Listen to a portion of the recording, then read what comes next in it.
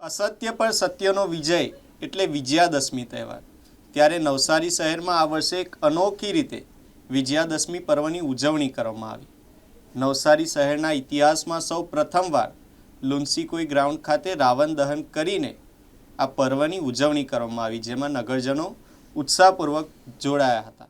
રાવણ દહનનો કાર્યક્રમ જોવા માટે અંદાજે 5,000 જેટલા નાગરિકો લુન્સીકોઈ ગ્રાઉન્ડ પર એકઠા થયા હતા. પૂતળા દહન પહેલાં કરવામાં આવેલ ભવ્ય આતિશબાજીએ આકાશને રોશનીથી ઝળહળવી દીધું હતું અને વાતાવરણને ઉત્સાહથી ભરી દીધું હતું. ત્યારબાદ પ્રતિકાત્મક રાવણના પુતળાનું દહન કરવામાં આવ્યું હતું, જેનાથી અનિષ્ટ પર શુભના વિજયનું અનોખું દ્રશ્ય સર્જાયું હતું. ત્યારે આ ઐતિહાસિક અવસરના સાક્ષી બનવા માટે રાજકીય અને સામાજિક ક્ષેત્રના અગ્રણીઓ ઉપસ્થિત રહ્યા હતા, જેમાં ધારાસભ્ય રાકેશ દેસાઈ, કમિશનર દેવ ચૌધરી, ડીડીઓ પુષ્પલતા, જીગીશ શાહ, માજી નગરપાલિકા પ્રમુખ મિનલ દેસાઈ અને સમાજના આગેવાનો પ્રેમચંદ લાલવાણી સહિતના મહાનુભાવોએ હાજરી આપી હતી. અને મહાનગરપાલિકાની આ પહેલથી શહેરના ધર્મના વિજયના પર્વની આ ઉજવણી કરવામાં એક નવું સીમાચિહ્ન ઉમેરાયું છે, જેને નાગરિકોએ અનેરો આનંદ અને ઉત્સાહ સાથે ઉજવ્યો હતો. આજે નવસારી મહાનગરપાલિકા ખાતે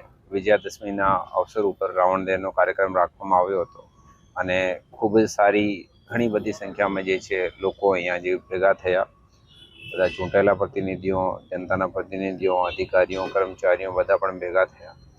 અમે 3-4 દિવસ પહેલાં જ પ્લાન કર્યો કે જે મોસમના કારણે આપણે કરી શકાય કે નહીં, પણ ખૂબ જ સારો જનતાનો પ્રતિસાદ મળ્યો છે. અને વિજયાદશમીનો જેવી રીતે આપણે બધા જાણીએ છીએ કે અચ્છાઈ ઉપર બુરાઈ ઉપર અચ્છાઈનો જે જીતનું પ્રતીક છે રાવણ દહન, એ હવે પછી પણ જે છે આવતા વર્ષે આનાથી વધારે સારું અમે કરવાનો પ્રયત્ન કરીશું.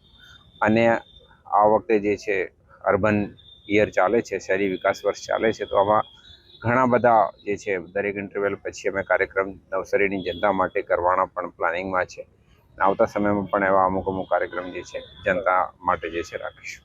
બિલકુલ અમે પ્લાન છે કે હવે દીપાવલી પછી પણ જે છે એક સાંસ્કૃતિક કાર્યક્રમ અમે કરવાના છીએ અને એવા કાર્યક્રમ જેનાથી જે છે કે જનતાને વધારેથી વધારે આમાં ભાગ લઈ શકે છે.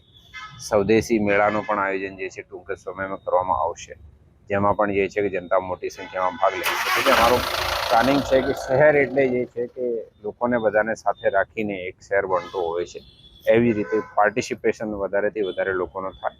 નવસારી મહાનગરપાલિકા બની છે તો શહેર પણ એવી રીતે જ આગળ વધે. જે છે 35 ફીટ રાવણ હતા અને 30 ફીટનો જે છે બાકીના બંને પુતળાઓ આપણે રાખેલા હતા. દિલ્હીથી જે છે રાવણના પુતળા પણ મંગાવવામાં આવ્યા છે.